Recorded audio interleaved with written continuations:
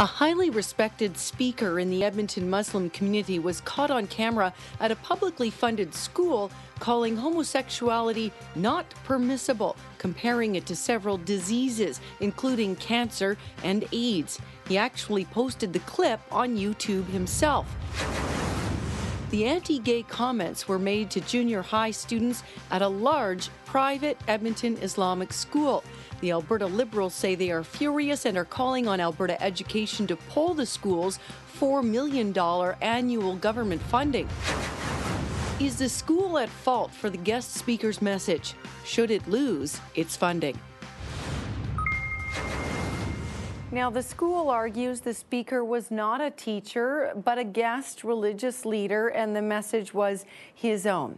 Imam Syed Sohrawardy is the founder of the Islamic Supreme Council of Canada and joins us now. Welcome to Alberta Primetime, and thank you for being here.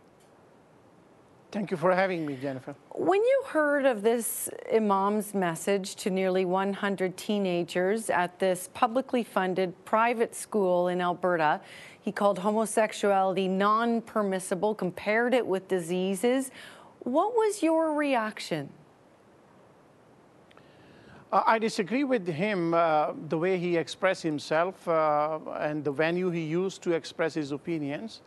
But at the same time, my concern is, if we look back, when the Alberta government removed homosexuality from the mental disorder list, just little over two years ago, in December 2010.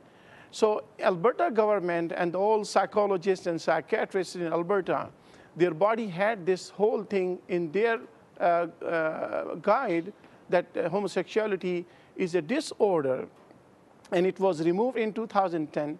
How come we are expecting from a new Canadian who comes to Canada from a third world country, where in those countries homosexuality under all faiths is still considered as something abnormal, and then this person comes here and we are expecting him to understand and to be up to his speed with the whole environment? Yes, he did wrong, he made a mistake, he should not have done it.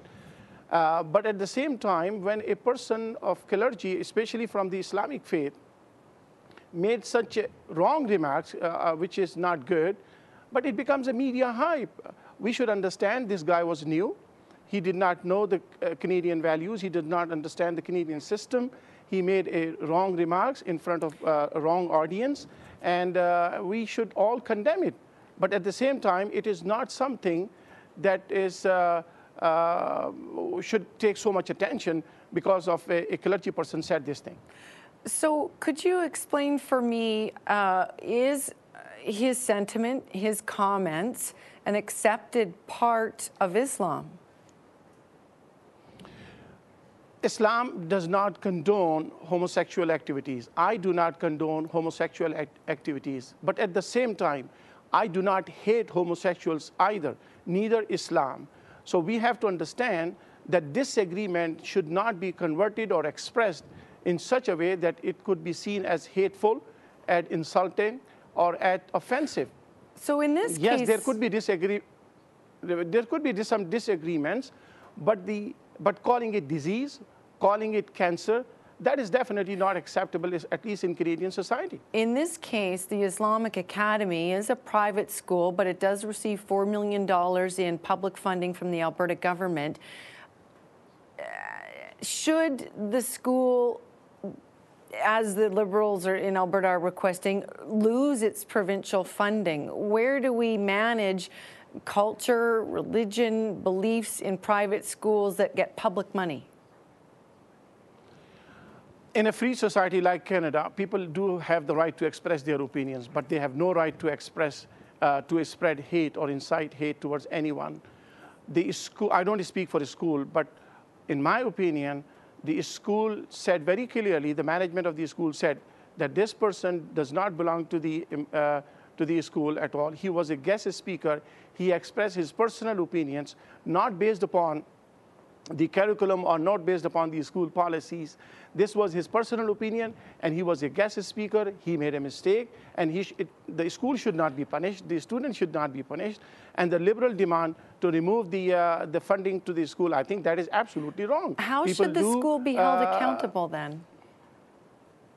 Oh, yes. I mean, the school management, what I read in the media, has already taken steps, and they have isolated themselves from this person, and they have said that this person does not represent the school view, or neither the management nor the students. Thank you very much for your time tonight. We appreciate your comments and insight. Thank you very much for having me. Imam Syed Soharwardi is founder of the Islamic Supreme Council of Canada.